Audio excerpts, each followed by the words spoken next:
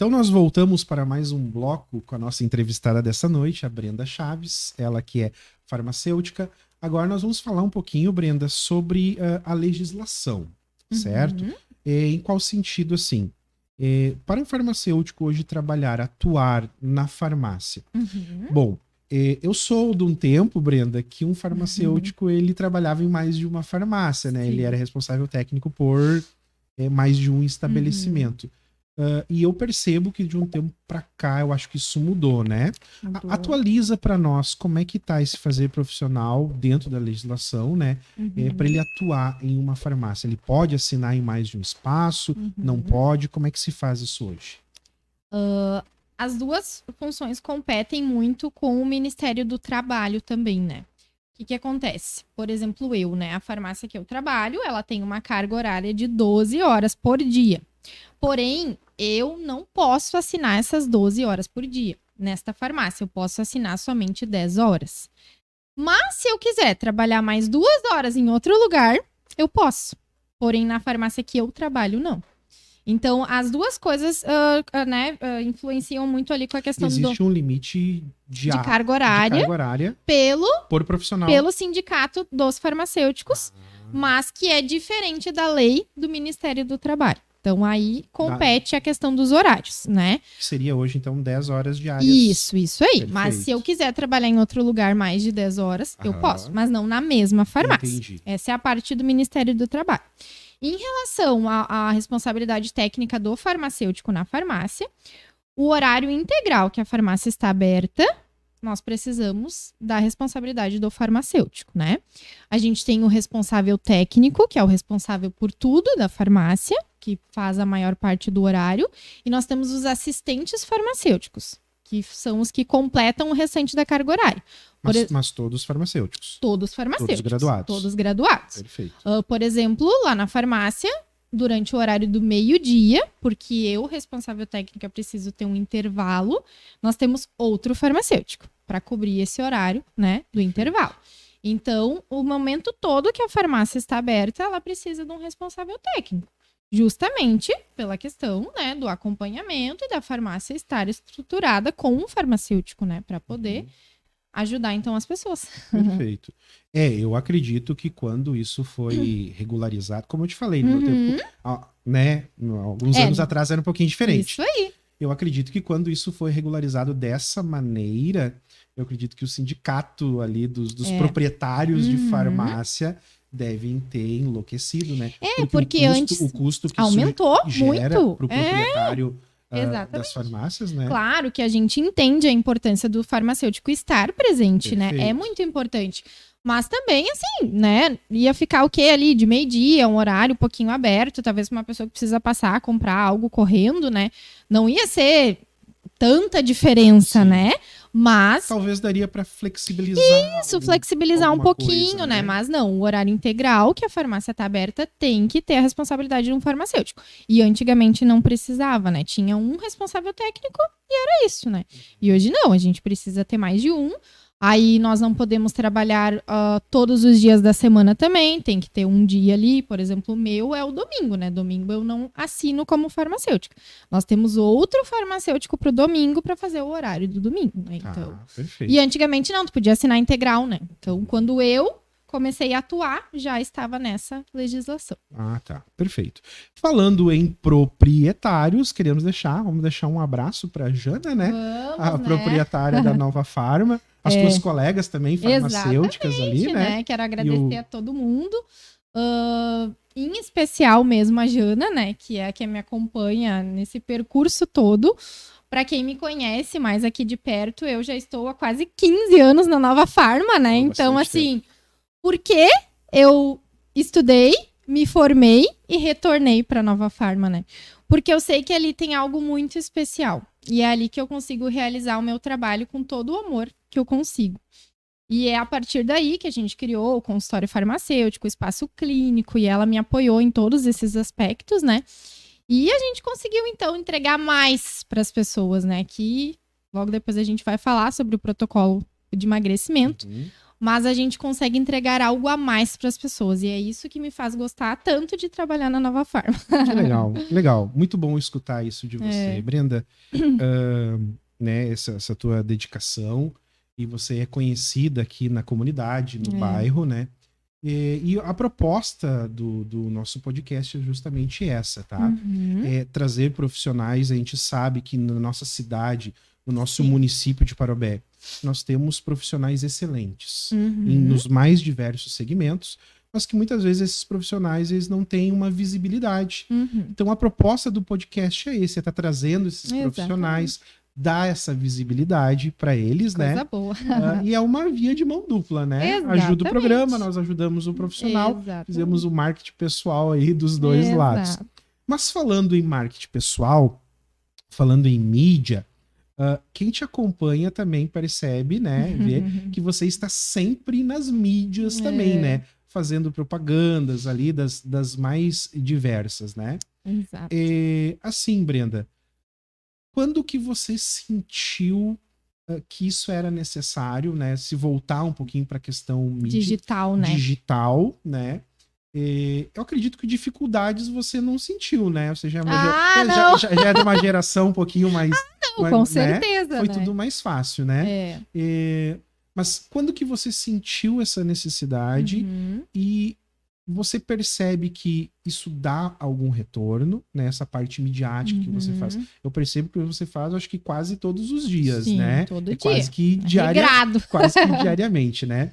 Você consegue já visualizar algum retorno desse trabalho midiático? Sim. A gente vê que a era tá muito digital agora, né? A gente já trabalhava com o consultório farmacêutico desde que nós mudamos a farmácia de lugar.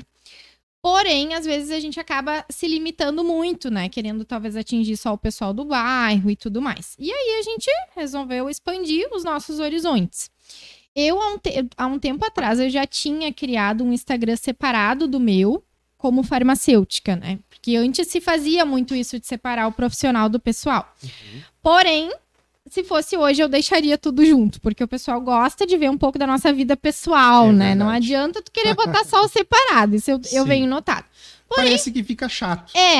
Só a profissão. Mas como é que eu vou postar um negócio de medicamento e depois uma cerveja, né? Fica tão estranho, mas enfim. Mas como eu iniciei isso separado e eu já tinha alguns seguidores e um público um pouquinho diferente, porque a minha intenção de início do meu Instagram profissional era levar conhecimento de saúde para as pessoas, bem-estar, né? Então eu pensava assim, vou deixar separado para quem quiser acompanhar.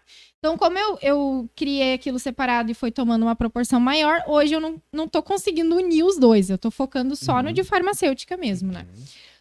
Mas então eu vi que começava a precisar atingir outras pessoas e a gente precisa de posicionamento profissional, que foi aonde eu senti a necessidade de investir mais no Instagram. Então aí eu tive que começar a criar conteúdo, postar, interagir com as pessoas. Quando eu criei o protocolo de emagrecimento, então foi mais essencial ainda o mundo digital, porque aí sim eu consegui mostrar mais do trabalho. Porque as pessoas esperam resultado, dicas, mas como que é, como que funciona, ali tu já consegue ir pegando um pouquinho. Mas digo assim, é desafiador, porque todo dia a gente tem que pensar num conteúdo diferente, tem que ser algo atrativo para as pessoas, tem que acompanhar a interação, o engajamento, tudo, né? Então... Mas é legal. É legal, né? E eu percebo, assim, que parece que uma coisa acaba puxando outra, né? Uma vez que você se coloca nas mídias, né? Você coloca a cara a tapa, vamos dizer assim. Exatamente. Enquanto profissional, né? Aí uma coisa vai puxando a outra. Eu acredito que a partir de ali você já foi convidado para algumas palestras, né? Exatamente. Então você acaba tendo aquela visibilidade. A Brenda fala sobre esse assunto. Quem sabe vamos convidar a Brenda. Estamos aqui. Tu tá aberta para palestras, Brenda? Eu tô, né? Eu tô topando qualquer desafio ultimamente, joia, né? Porque essa parte, assim, de aparecer em público e não ter medo dos julgamentos era uma das coisas que mais eu temia, assim, né? Eu pensava, meu Deus, mas eu vou começar a fazer vídeo, se eu falar alguma coisa errada, já vão falar de mim. E eu fui quebrando essa crença, né? Eu fui trabalhando isso em mim, pensando assim, não, eu sei o que eu tô falando. E se eu falar uma palavra errada, não é o maior dos problemas, né? O restante que eu entregar já tá ótimo, né? E aí eu fui dando, brincava com as gurias, Gravei numa vez só. Foi como foi, né? Não vou ficar gravando 1000 vídeos, é aquilo ali pronto.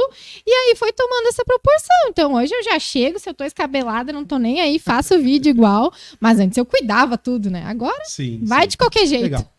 Com o tempo a gente vai aperfeiçoando as normalizando, né? E vai embora. Legal.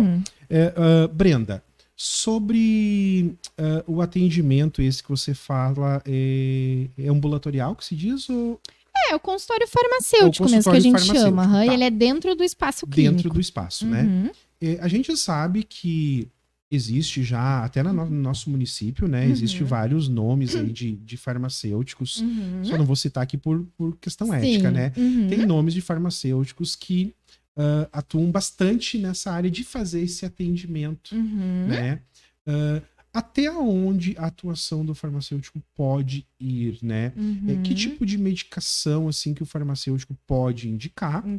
E que tipo de medicação o farmacêutico não pode indicar?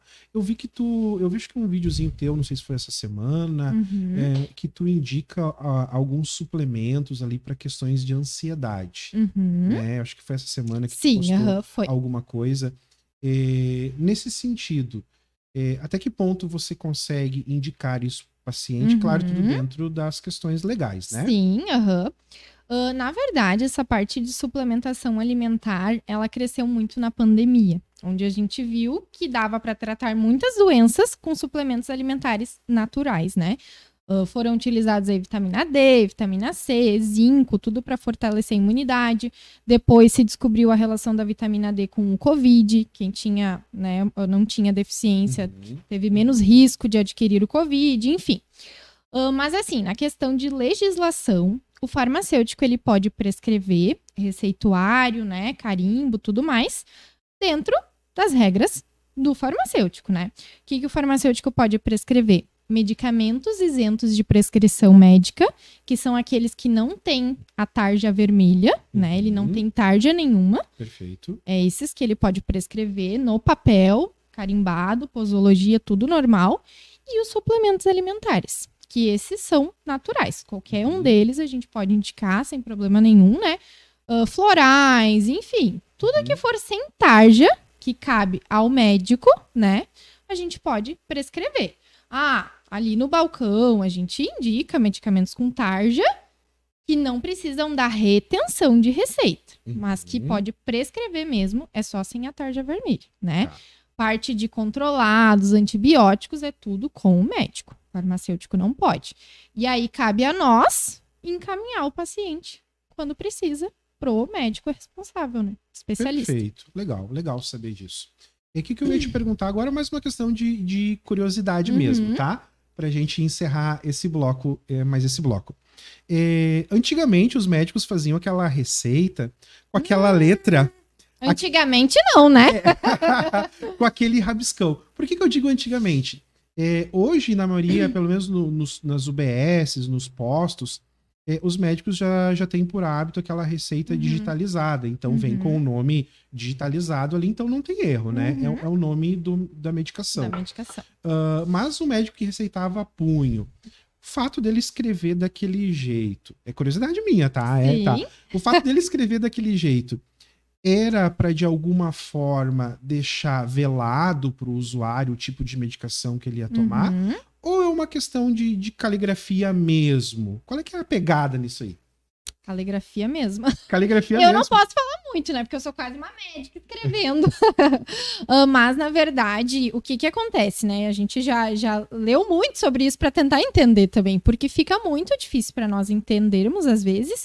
E é perigoso, né? Sim, porque se a gente entender ali outra medicação que não seja a que o médico indicou... Fica complicado, né?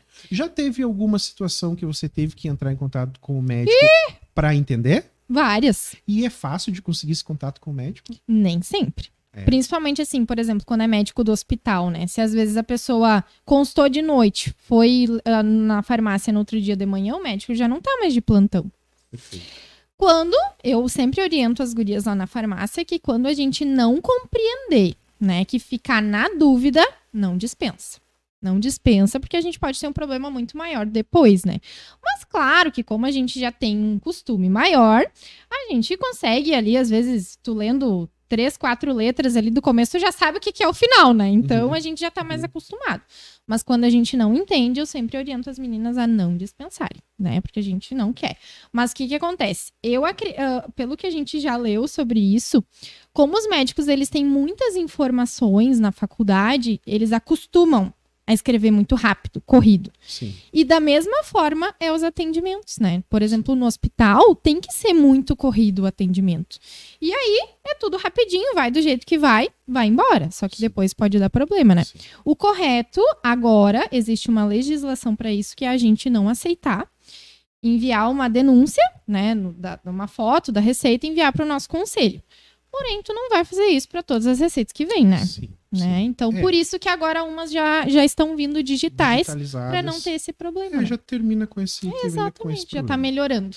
Isso. Legal, tirada a minha dúvida de muita gente, né? Então não é código secreto dos médicos. Não é código secreto com as farmácias. É letra feia mesmo. E a gente encerra esse bloco aqui. Depois nós voltamos para o nosso último bloco, que eu quero que tu fale um pouquinho no próximo bloco, então, sobre o programa de emagrecimento que tu vem desenvolvendo ali na farmácia. Perfeito, combinado. Joia, então.